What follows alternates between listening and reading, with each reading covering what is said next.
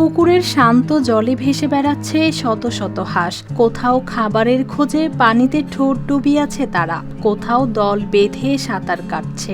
এই হাঁসগুলো শুধু একটি খামারের সম্পদ নয়, নেত্রকোনার মদন উপজেলার কুঠুরিকোনা গ্রামের এই খামারকে ঘিরেই গড়ে উঠেছে অনেক মানুষের জীবিকার পথ।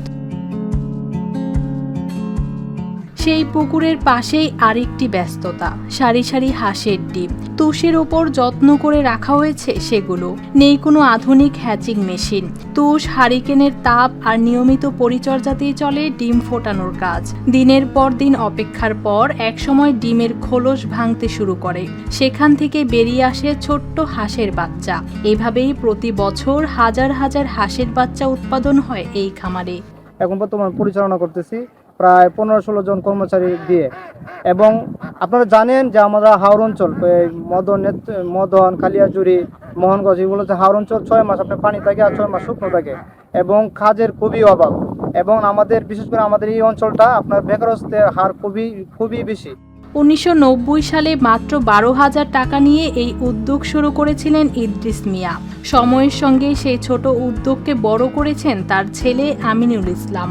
বর্তমানে প্রায় 30 লাখ টাকার বিনিয়োগে পরিচালিত হচ্ছে এই হ্যাচারি। আমাদের মালিকের আন্ডারে প্রায় 50-60 জন মানুষ কাজ করতেছে। আমিও বেতন হিসাবে কাজ করতেছি মালিকের কাছে।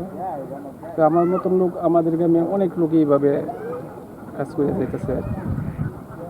আল্লাহর মতে আপনাদের দোয়া আমরাও পরিবার নিয়ে চলতে পারতেছি। আমিনুল জানান, প্রতি মাসে গড়ে 2.5 লাখ হাঁসের বাচ্চা বিক্রি হয় এখান থেকে। দেশের বিভিন্ন অঞ্চলে সরবরাহ করা হয় এসব বাচ্চা। বর্তমান যে আমরা হ্যাচারি চালু করেছি, বাচ্চা ফোটানো, তুষ, হারিকেন, তুষ বিদ্যুতের মাধ্যমে এবং বড় হাঁস লালন পালন করা, এখানে প্রায় 15-16 জনের কর্মসংস্থান হয়েছে। এবং আমরা এখান থেকে বাচ্চা ফুটিয়ে প্রতি মাসে আমরা বাচ্চা ফুটাই 2 থেকে 2.5 লক্ষ বাচ্চা। এবং এই 2 থেকে 2.5 লক্ষ বাচ্চা প্রতি মাসে ফুটাই এবং এগুলো সারা বাংলাদেশ আমরা সেল করি।